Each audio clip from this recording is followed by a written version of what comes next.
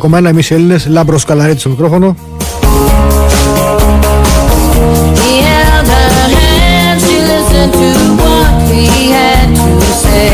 Και επειδή η γνωστή συζήτηση έχει αναζωπηρωθεί, γίνεται και θα γίνεται. Και βέβαια αναφέρομαι στη συζήτηση για το τι προοπτικές υπάρχουν για τη χώρα εντός της Ευρωζώνης, με δεδομένο το σκληρό πρόγραμμα που έχει επιβληθεί. Προφανώς και δεν είναι εύκολο θέμα, προφανώς και δεν είναι εύκολη συζήτηση. Το να φύγουμε να πάμε στη δραχμή είναι μια κουβέντα. Το να μείνουμε γιατί δεν υπάρχει άλλος δρόμος είναι άλλη κουβέντα. Αλλά αυτά είναι κουβέντες. Και το ένα και το άλλο προϋποθέτουν σχέδιο. Είτε μείνουμε είτε φύγουμε, είτε μείνουμε είτε μας διώξουν, είτε φύγουμε μόνοι μας οργανωμένα, λέμε τώρα. Όσο οργανωμένα μπορεί να γίνει από αυτό το κράτος, είτε φύγουμε από ατύχημα. Είναι κάτι το οποίο θέλει σχέδιο. Και να παραμείνουμε εντός θέλει σχέδιο. Χωρίς σχέδιο θα υποφέρουμε είτε εντός είτε εκτός.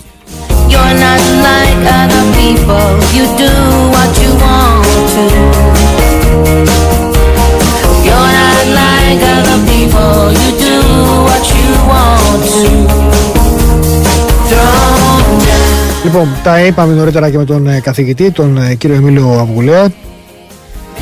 Πάμε να τα συζητήσουμε και με τον Νίκο Ιγκλέση, δημοσιογράφο, οικονομολόγο και φίλο. Καλησπέρα. Καλησπέρα, Λάμπατο μου. Λοιπόν, τη συζήτηση τι ξέρεις, τα έχουμε συζητήσει, έχεις γράψει, συνεχίζει να γίνεται. Να σε ρωτήσω το πρώτο και το προφανές. Πες ότι φεύγουμε, είτε μόνοι μας, είτε βέβαια είναι διαφορετικές συνθήκες, αλλά πες ότι φεύγουμε.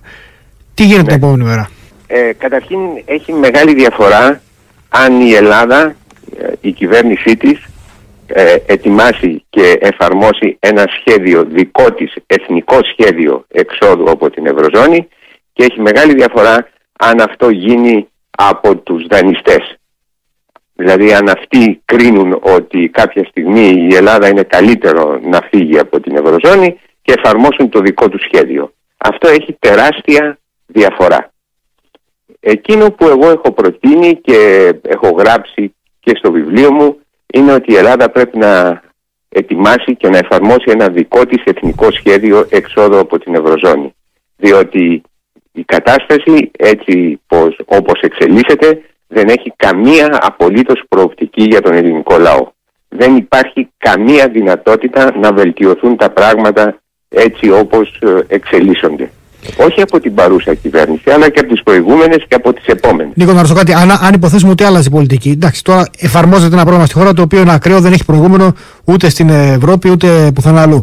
Εάν υποθέσουμε ότι άλλαζε η πολιτική, άλλαζαν οι σχέσεις, μιλάμε τώρα, δεν το πιστεύω προσωπικά, αλλά λέμε, θα ήταν βιώσιμη κατά τη γνώμη σου η κατάσταση εντός ευρώ για την Ελλάδα? Όχι. Η απάντηση είναι όχι καθαρά.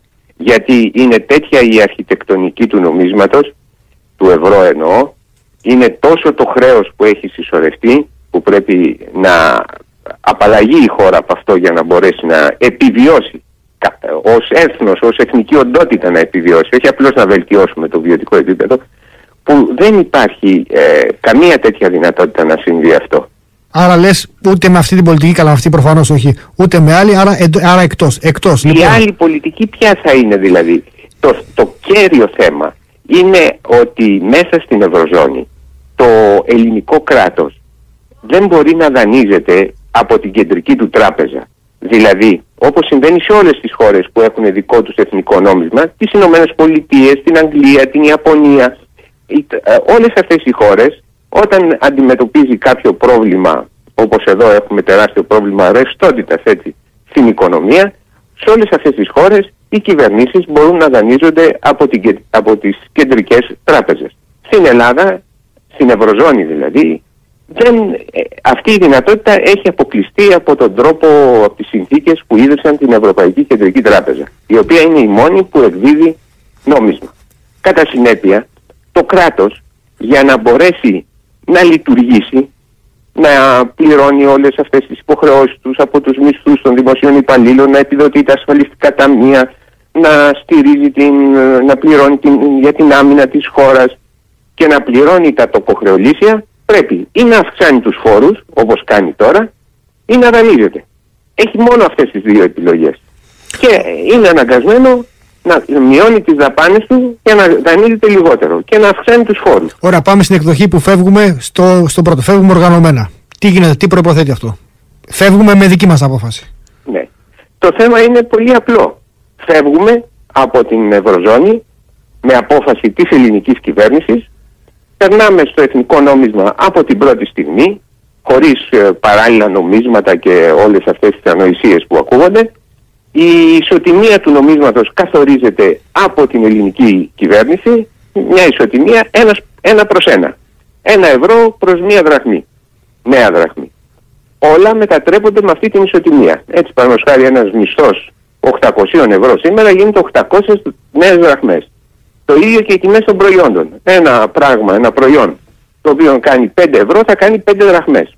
Τίποτα δεν αλλάζει. Αυτή την ισοτιμία, μόλις την καθορίσουμε, αμέσως την επομένη κάνουμε αυτό που λέγεται κλείδωμα της ισοτιμίας. Δηλαδή την κλειδώνουμε για να την κρατήσουμε σταθερή και να μην δεχτεί τουλάχιστον το πρώτο διάστημα η νέα δραχμή μια κερδοσκοπική επίθεση, είτε για λόγους οικονομικούς είτε για λόγους πολιτικούς. Εδώ βλέπουμε γίνεται ένα δημοψήφισμα στην Ιταλία και την επόμενη μέρα πέφτει το ευρώ. Αυτοί είναι λόγοι πολιτικοί. Την κλειδώνουμε λοιπόν την ισοτιμία. Αυτό το κλείδωμα δεν είναι απόφαση της ελληνικής πλευράς. Δεν έχει σχέση ούτε με αποφάσεις ξένων, των δανειστών, ούτε με αποφάσεις των ξένων τραπεζών, ούτε με αποφάσεις των χρηματιστήριων. Η δραχμή δεν θα είναι ελεύθερα διαπραγματεύσιμη στα χρηματιστήρια συναλλάγματος. Αυτό τι σημαίνει για το εσωτερικό της χώρας? Θα σας πω αμέσως. Λοιπόν, αυτό το κλείδωμα το έχουν κάνει ήδη και άλλες χώρες. Δεν είναι κάτι...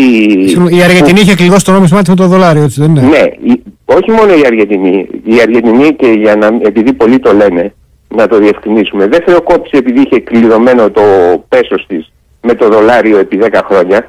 Χρεοκόπησε γιατί είχε την ελεύθερη διακίνηση των κεφαλαίων ελεύθερη.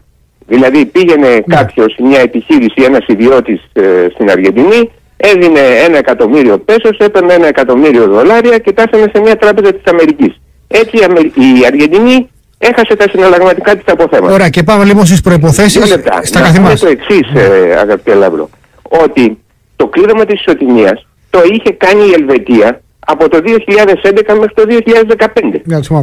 Σήμερα η Βουλγαρία έχει το νόμισμά της κλειδωμένο με το ευρώ. Κλείδωμα της ισοτιμίας είχε κάνει και η Ρωσία, έχει και η Κίνα. Δεν είναι δηλαδή κάτι πρωτόγνωρο για τις χώρες. Τώρα, τι σημαίνει αυτό? Σημαίνει ότι οι ελληνικές, μόνο οι ελληνικές τράπεζες, με αυτή την κλειδωμένη ισοτιμία 1/1, θα δίνουν συνάλλαγμα στην εσωτερική αγορά σε όσους θέλουν συνάλλαγμα για να κάνουν, παραδείγματος χάρη, στις εισαγωγικές επιχειρήσεις. Για να κάνουν εισαγωγές. Θα τους πουλάνε δραχμές έναντι ευρώ ή δολαρίων ή όποιο άλλου νομίσματος με αυτή την ισοτιμία. Θυμίζω επίσης ότι η Ελλάδα επί 20 χρόνια, από το 1953 μέχρι το 1973, είχε κλειδωμένη την ισοτιμία της σε σχέση με το δολάριο. Οι παλιότεροι θυμούνται ότι υπήρχε ισοτιμία 1 δολάριο προς 30 δραχμές. Αυτό ίσχυε επί 20 χρόνια στην Ελλάδα. Λοιπόν, αυτό θα έχει σαν συνέπεια το ομαλό πέρασμα στο νέο νόμισμα, το νέο εθνικό νόμισμα, και δεν θα αυξηθούν έτσι οι τιμές των εισαγόμενων προϊόντων και άρα δεν θα δημιουργηθεί κανένας πληθωρισμός όπως μας τρομοκρατούν ότι θα γίνει τεράστιος πληθωρισμός κτλ. Δεν χρειάζεται να γίνουν τίποτα από όλα αυτά. Επίσης, σημαντικό είναι ότι η χώρα, λόγω της περίοδου αυτή της μνημονιακής και της εσωτερικής υποτίμησης που έχει εφαρμοστεί, έχει ισοσκελίσει το ισοζύγιο αγαθών και υπηρεσιών. Τι σημαίνει αυτό? Σημαίνει ότι η Ελλάδα σήμερα που μιλάμε, από τις εξαγωγές προϊόντων που κάνει, από τον τουρισμό και τις μεταφορές, κυρίως στην ναυτιλία, εισπράττει όλο το συνάλλαγμα που χρειάζεται για να πληρώνει τις σημερινές της εισαγωγές. Έτσι, με το πέρασμα στο εθνικό νόμισμα, δεν θα υπάρχει καμία έλλειψη σε εισαγόμενα προϊόντα, γιατί θα έχουμε το συνάλλαγμα να τα πληρώνουμε. Ούτε δελτίο χρειάζεται να επιβληθεί, όπως μας τρομοκρατούν οι οπαδοί του ευρώ, σε καύσιμα, τρόφιμα, φάρμακα κτλ. Δεν χρειάζεται να γίνει τίποτα από όλα αυτά. Πρόκειται περί μιας προπαγάνδας την οποία καλλιεργούν για να τρομοκρατούνται οι Έλληνες και να λένε δεν πειράζει, θα μείνουμε στο ευρώ και ας δεν έχουμε ευρώ στην τσέπη μας. Αυτά είναι τα βασικά σημεία. Συγγνώμη, είναι κατά τη γνώμη σου διαπιστωμένο ότι με βάση το σημερινό ισοζύγιο μπορεί η Ελλάδα να καλύψει όλες τις ανάγκες εισαγωγής σε βασικά και άλλα αγαθά? Βεβαίως. Το ισοζύγιο, σύμφωνα με τα επίσημα στοιχεία που δίνει η Τράπεζα της Ελλάδος και η Στατιστική Υπηρεσία, είναι ισοσκελισμένο. Δηλαδή, αυτό έγινε κυρίως λόγω μείωσης της κατανάλωσης παντού, επειδή ο κόσμος δεν φτάσει. Είναι λόγω μείωσης της κατανάλωσης. Ακριβώς. Παλιά είχαμε έλλειμμα στο ισοζύγιο αγαθών και υπηρεσιών. Τώρα είναι ισοσκελισμένο. Άρα μπορούμε να πληρώνουμε, εφόσον διατηρηθεί αυτό το ισοζύγιο έτσι, μπορούμε να πληρώνουμε όλες τις εισαγωγές που κάνουμε μέχρι σήμερα.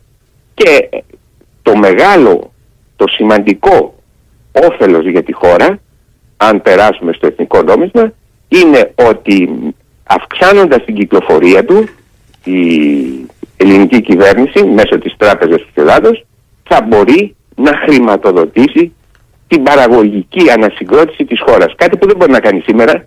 Το όλο πρόβλημα της οικονομίας μας είναι η έλλειψη ρευστότητας. Δεν υπάρχει χρήμα δηλαδή. Μα και εκεί, εφόσον θα το έχεις κλειδωμένο, δεν θα πρέπει το τύπωμα, να το πω απλά, το τύπωμα του νομίσματος να αντιστοιχεί σε μια παραγωγική διαδικασία? Τι θα τυπώσουμε, έτσι ακαραταθμένα? Όχι.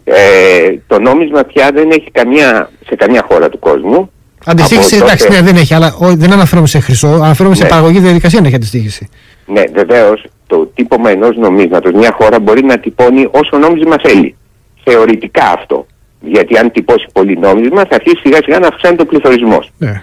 Αλλά θα μπορούμε σήμερα που η ελληνική οικονομία βρίσκεται σε μεγάλη ύφεση να τυπώνουμε μια ποσότητα χρήματος το οποίο θα καθορίζεται προοδευτικά και αυτό το νέο χρήμα που θα εκδίδεται θα κατευθύνεται αποκλειστικά σε παραγωγικές επενδύσεις. Είτε στον αγροτικό τομέα, στη βιοτεχνία και στη βιομηχανία. Άρα με αυτή την έννοια δεν θα χάσει την αξία του, λες, επειδή δεν θα δοθεί για καταναλωτικούς σκοπούς, αλλά για να ξεκινήσει παραγωγική διαδικασία, για επενδυτικά εργαλεία. Ακριβώς. Γιατί αν δοθεί για καταναλωτικούς σκοπούς, δηλαδή αν δοθούν αυξήσεις από την πρώτη στιγμή κατευθείαν, όπως κάποιοι λένε να επανέλθουμε στα επίπεδα του 2009, ο κίνδυνος δεν είναι ότι θα χάσει την αξία του το νόμισμα, είναι ότι θα ανατραπεί το ισοζύγιο. Και τότε θα πρέπει η χώρα πάλι να δανείζεται ή να υποτιμήσει το νόμισμα. Δεν χρειάζεται αυτό. Άρα θα συνεχίσουμε να έχουμε μια εσωτερική λιτότητα, για να τα βάλουμε λίγο μια εσωτερική λιτότητα, αλλά παράλληλα θα υπάρχει δυνατότητα παροχής ρευστότητας σε παραγωγές διαδικασίες. Βεβαίως. Και από την πρώτη στιγμή η κατάσταση θα σταματήσει να χειροτερεύει και προοδευτικά το τονίζω, θα βελτιώνεται. Γιατί οι νέες επενδύσεις θα αυξήσουν τον πλούτο, θα βελτιώσουν τα εισοδήματα και θα μειώσουν κυρίως την τεράστια σημερινή ανεργία. Θα μπούμε δηλαδή σε μια πορεία οικονομικής ανασυγκρότησης. Δεν θα γίνουν αυτά από τη μια μέρα στην άλλη, θα γίνουν προοδευτικά. Αλλά από την πρώτη στιγμή δεν θα υπάρχει πια χειροτέρευση όπως γίνεται τώρα. Μειώσει των συντάξεων, νέοι φόροι και τέτοια. Τίποτα από όλα αυτά δεν χρειάζεται. Να σε ρωτήσω κάτι, και θα αρχίσουμε προοδευτικά να βελτιωνόμαστε. Η εξυπηρέτηση του χρέους, πώς θα γίνεται? Προφανώς αυτό θα συνοδευτεί από κάποιους κουρέματος, αποστάσεις πληρωμών, πώς θα γίνει? Ναι. Το χρέος είναι συνδεδεμένο με το εθνικό νόμισμα. Δεν μπορούμε να απαλλαγούμε από το χρέος όντας μέσα στο ευρώ. Λοιπόν, με το χρέος μπορούν να γίνουν αρκετές κινήσεις. Η πρώτη κίνηση θα είναι να καταγγελθούν οι 3 δανειακές συμβάσεις που έχουν γίνει με τα 3 μνημόνια και θα σταματήσουμε την αποπληρωμή των τοκοχρεωλησίων.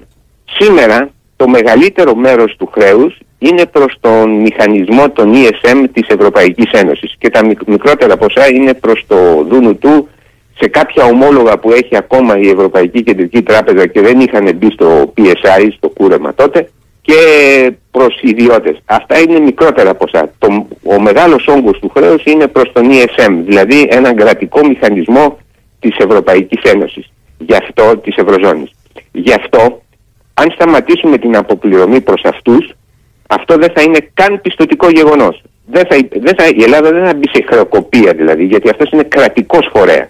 Τώρα, εν συνεχεία, θα γίνουν όσα έχουν λίγο πολύ υποθεί, δηλαδή μία μελέτη για το κατά πόσο το πιο τμήμα του χρέους είναι παράνομο, επονίδιστο και όλα αυτά.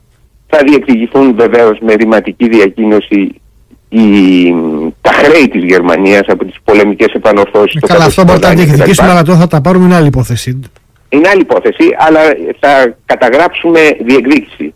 Το σημαντικότερο όμως, και εδώ θέλω να μείνουμε, είναι ότι αν περάσουμε στο εθνικό νόμισμα, όλο το χρέος μας θα μετατραπεί στο νέο εθνικό νόμισμα.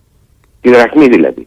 Γιατί θα γίνει αυτό? Γιατί το σημερινό χρέος της Ελλάδος δεν είναι σε συνάλλαγμα. Το χρέος της Ελλάδος σήμερα είναι στο εθνικό της νόμισμα. Στο ευρώ. Το ευρώ. Άρα άμα αλλάξουμε νόμισμα, το χρέος θα μετατραπεί στο νέο νόμισμα. Τώρα, συγγνώμη, από πού προκύπτει αυτό? Γιατί τα δάνεια σε ευρώ τα έχουμε πάρει. Τα έχουμε πάρει στο εθνικό μας νόμισμα. Οι συμβάσεις αναφέρονται σε ποσό το οποίο είναι ευρώ. Δεν λέει εθνικό νόμισμα γενικά. Οι δανειακές συμβάσεις εξ όσων θυμάμαι. Γιατί αναφέρονται σε ευρώ, γιατί είναι το νόμισμα που σήμερα είναι εθνικός για την Ελλάδα. Θα πω το εξής επ' αυτού. Το ίδιο πράγμα είχε γίνει το 2001 προς 2002 που μπήκαμε στο ευρώ. Το 2002 μπήκαμε στο ευρώ. Τότε το 2001, την παραμονή δηλαδή, το 75% του χρέους, του ελληνικού δημόσιου χρέους, ήταν σε δραχμές και μόνο το 25% σε συνάλλαγμα. Μέσα σε μια νύχτα, επειδή εμείς περάσαμε από τη δραχμή στο ευρώ, όλο το χρέος έγινε σε ευρώ. Με αποτέλεσμα να γίνει χρέος σε συνάλλαγμα. Συνάλλαγμα γιατί? Γιατί η Ελλάδα δεν μπορεί να κόβει ευρώ, ενώ πριν έκοβε δραχμές και πλήρωνε. Αυτό είναι το τεράστιο. Άρα λες ότι όπως έγινε η αυτόματη μετατροπή του χρέους σε ευρώ όταν μπήκαμε, ναι, έτσι θα γίνει τώρα η αυτόματη μετατροπή. Μπορεί να γίνει η αυτόματη μετατροπή του χρέους σε εθνικό νόμισμα όταν βγούμε, αν βγούμε. Ναι. Αυτό δεν το λέω μόνο εγώ. Το είπε ο Φρίτμαν του Ινστιτούτου του Think Tank του Αμερικάνικου του Στράτφορντ. Το είπε ο Hans Werner Zinn, πρώην πρόεδρος του Ινστιτούτου Ήφο του Μονάχου. Ναι. Δηλαδή το λένε διάσημοι οικονομολόγοι. Αυτό όμως, Νίκο, είναι θέμα νομικής ερμηνείας. Προφανώς η Ελλάδα θα τρίξει στα δικαστήρια. Δεν θα δεχτούν οι άλλοι, δεν θα δεχτούν οι άλλοι ότι αφού βγαίνετε εντάξει θα πληρώσετε σε δραχμές ή ότι όπως θα ονομαστεί το νόμισμα τότε. Γιατί οι συμβάσεις, επαναλαμβάνω, αναφέρονται σε ποσά σε ευρώ. Ναι, μπορεί να αναφέρονται σε ποσά, βεβαίως. Πώς θα μπορούσαν να αναφέρονται σε κάτι άλλο, εφόσον αυτό είναι το νόμισμα συναλλαγών μέσα στην Ελλάδα σήμερα. Αλλά αυτό το ξέρουν οι δανειστές. Και αυτό φοβούνται. Και γι' αυτό δεν θέλουν να φύγει η Ελλάδα από το ευρώ με δική της πρωτοβουλία. Όταν ο Ολάντ είχε πει προμηνών ότι αν η Ελλάδα φύγει από την Ευρωζώνη θα έχουμε μεγάλες απώλειες, αυτό εννοούσε. Το ξέρουν αυτοί αυτό. Ότι σε μια τέτοια περίπτωση αυτό θα είναι το πρώτο που θα διεκδικήσει η Ελλάδα. Βέβαια αυτό είναι κάτι καινούριο, γιατί δεν έχει ξανασυμβεί σε καμιά χώρα να αλλάζει νόμισμα. Όλες οι χώρες στο παρελθόν που χρεοκοπήσανε γιατί δεν μπορούσαν να πληρώσουν τις υποχρεώσεις τους σε συνάλλαγμα όμως. Δηλαδή πρέπει να το τονίσουμε αυτό. Μία χώρα δεν χρεοκοπεί ποτέ αν χρωστάει όσα και να χρωστάει στο εθνικό της νόμισμα. Κόβει νόμισμα και πληρώνει. Πότε χρεοκοπεί μια χώρα? Όταν χρωστάει σε ξένο νόμισμα. Δηλαδή σε συνάλλαγμα. Αυτή ήταν η περίπτωση της Αργεντινής και άλλων χωρών που χρεοκοπήσανε. Αυτές οι χώρες δεν χρωστάγανε στο εθνικό τους νόμισμα. Νίκο, η Αργεντινή γιατί δεν μπορούσε να μετατρέψει τα δάνειά της? Μα η Αργεντινή δεν έφυγε, ήταν στο πέσος. Και σε πέσος χρωστούσε το ποσό των δολαρίων σε πέσος ούτως ή άλλως. Ναι. Το ποσό των δανείων της σε πέσος το εξόφλησε. Εκείνο που δεν μπορούσε να εξοφλήσει ήταν τα δάνειά της σε δολάρια. Και γι' αυτό χρεοκόπησε. Δηλαδή αν εμείς είχαμε δάνεια σε ελβετικά φράγκα, σε δολάριο, σε γένη Ιαπωνίας, τότε θα είχαμε πρόβλημα. Τώρα δεν έχουμε. Η Ιαπωνία, θα πω και το εξής, η Ιαπωνία είναι μια χώρα που έχει δημόσιο χρέος πολύ μεγαλύτερο από της Ελλάδος. Εμείς έχουμε 180% του ΑΕΠ, η Ιαπωνία έχει 245% του ΑΕΠ δημόσιο χρέος. Αλλά είναι εσωτερικό το χρέος της. Αλλά είναι εσωτερικό. Είναι σε γεν το μεγαλύτερο μέρος. Κόβει γεν και πληρώνει. Όποτε είναι να δώσει μία δόση, κόβει το νόμισμά της και πληρώνει το γεν της. Εμείς δεν μπορούμε να το κάνουμε αυτό, γιατί η Ευρωπαϊκή Κεντρική Τράπεζα κόβει το ευρώ. Αν μπορούσαμε εμείς να τυπώνουμε ευρώ, δεν θα είχαμε κανένα πρόβλημα. Μα κανένα απολύτως. Αυτό είναι το κομβικό σημείο του προβλήματος. Λοιπόν, αυτό από τι άλλα μέτρα θα συνοδευτεί αν υποθέσουμε ότι γίνεται? Καταρχήν θα πρέπει, πέραν της διατήρησης των capital control, θα πρέπει... 2 λεπτά για τα capital controls. Να πούμε το εξής. Το μόνο, όλα αυτά που υπάρχουν θα αρθούν. Δεν χρειάζεται. Αυτά είναι μέτρα προστασίας των εγχώριων τραπεζών Γιατί έτρεξε ο κόσμος στα γκισέ των τραπεζών να σηκώσει τα ευρώ του και οι τράπεζες δεν είχαν, όχι χρήμα, δεν είχαν χαρτονομίσματα να του δώσουν. Γι' αυτό επευλήθηκαν τα capital controls. Το μόνο που θα ισχύει, το μόνο που θα χρειαστεί να ισχύει αν δεν έχουν αρθεί εντωμεταξύ τα capital controls, είναι η απαγόρευση εξαγωγής αποταμιευτικών κεφαλαίων στο εξωτερικό. Δηλαδή να μην μπορεί κάποιος που έχει 100.000 ευρώ σε μια τράπεζα να τα πάρει και να τα στείλει σε μια τράπεζα της Ελβετίας ή του Λονδίνου. Μόνο αυτό. Όλα οι άλλοι περιορισμοί δεν χρειάζεται να υπάρχουν. Με τις καταθέσεις τι γίνονται, μετατρέπονται αυτά ή τα κρατάμε σε ευρώ? Οι υπάρχουσες καταθέσεις σε ευρώ θα έχουν μία ρήτρα συναλλάγματος, έτσι ούτως ώστε να μην φοβάται κανένας ότι θα υποτιμηθεί η δραχμή και θα χάσουν την αξία τους οι καταθέσεις. Τώρα, ρήτρα ευρώ. Τι σημαίνει αυτό? Σημαίνει ότι επειδή από την πρώτη στιγμή στην εσωτερική αγορά οι συναλλαγές θα γίνονται στο νέο νόμισμα, τη νέα δραχμή δηλαδή, όταν πας να σηκώσεις κάποια λεφτά από την τράπεζα για την εσωτερική αγορά, για να αγοράσεις, για να πληρώσεις κάτι κτλ., τότε τα ευρώ θα μετατρέπονται σε δραχμές πάντα με την ισοτιμία 1/1. Αν θέλεις τα ευρώ σου να κάνεις εισαγωγή, μια επιχείρηση, ένας ιδιώτης να φέρει κάτι από το εξωτερικό ή για τουρισμό στην αλλοδαπή ή για το φοιτητικό συνάλλαγμα των παιδιών που είναι έξω ή για λόγους υγείας, τότε αυτές μπορούν να εκταμιεύονται σε ευρώ. Δεν χρειάζεται τίποτα άλλο να... Βεβαίως ίσως το τουριστικό συνάλλαγμα μπορεί να έχει ένα πλαφόν για να μην, τουλάχιστον το πρώτο διάστημα, να μην γίνεται κατάχρηση και άλλος παίρνει 50.000 ευρώ για να πάει μια εβδομάδα στο Λονδίνο, ξέρω. Εντάξει, κάτι τέτοιο. Επανέρχονται και δασμοί προφανώς, έτσι? Επανέρχονται και τα... Δασμοί. Συγγνώμη, δεν ακούω. Δασμοί λέω, δασμοί. Δασμοί? Όχι, δεν χρειάζονται δασμοί. Οι δασμοί είναι ένα θέμα πολύ ευαίσθητο. Καταρχήν η Ελλάδα μέσα στην Ευρωπαϊκή Ένωση, όχι στην Ευρωζώνη, στην Ευρωπαϊκή Ένωση, έχει συμφωνήσει ένα συγκεκριμένο δασμολόγιο και με τις χώρες της Ευρωπαϊκής Ένωσης και με όλες τις τρίτες χώρες. Και όλες οι τρίτες που έχουν συμφωνία συνεργασίας οικονομικής και εμπορικής με την Ευρωπαϊκή Ένωση έχουν συγκεκριμένο δασμολόγιο συμφωνημένο, έτσι? Συγκεκριμένο δασμολόγιο σε σχέση με την Ευρωπαϊκή Ένωση και βεβαίως με την Ελλάδα κατά συνέπεια. Λοιπόν, δασμούς δεν θα επιβληθούν δασμοί, δεν θα αυξηθούν οι δασμοί και άλλα τέτοια, γιατί αυτό έχει τον κίνδυνο να επιβληθούν αντίπεινα, δασμολογικά αντίπεινα. Δηλαδή αν εσύ αυξήσεις τους δασμούς σου, θα σου αυξήσει και μια άλλη χώρα, η Τουρκία ξέρω εγώ, ή και η Ευρωπαϊκή Ένωση. Καταρχήν πρέπει για να αυξήσεις τους δασμούς σου να φύγεις από την Ευρωπαϊκή Ένωση. Δεν συζητάμε κάτι τέτοιο αυτή τη στιγμή.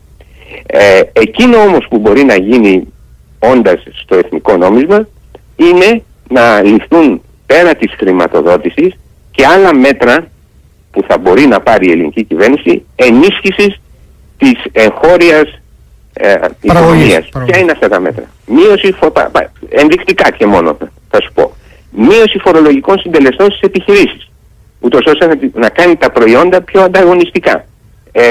Μείωση του βιομηχανικού ρεύματος, του ρεύματος που δίνεται στους αγρότες, ούτως ώστε να μειώσει το κόστος παραγωγής των εγχώριων προϊόντων, να τα κάνει ανταγωνιστικότερα στις εισαγωγές. Μετάταξη προϊόντων που κατά κύριο λόγο παράγονται στην Ελλάδα σε χαμηλότερο συντελεστή ΦΠΑ σε σχέση με τα εισαγόμενα. Όλα αυτά είναι μέτρα που κάνουν τα ελληνικά προϊόντα πιο ανταγωνιστικά στην εσωτερική αγορά και πιο ανταγωνιστικά και στο εξωτερικό, χωρίς, έχοντας τις ίδιες επιπτώσεις με κάποιους δασμούς, αλλά χωρίς να είναι δασμοί. Μάλιστα, Νίκο, επειδή εξαντλήσαμε την ώρα, πολύ μεγάλη συζήτηση ούτως ή άλλως, θα την επαναλάβουμε, θα την συνεχίσουμε.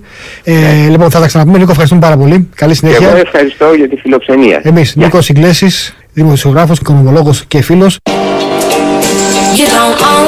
Λοιπόν, αυτά είναι μεγάλη συζήτηση, δεν πρόκειται να σταματήσει. Αντιθέτως, στο επόμενο διάστημα εκτιμώ ότι θα φουντώσει και πάλι.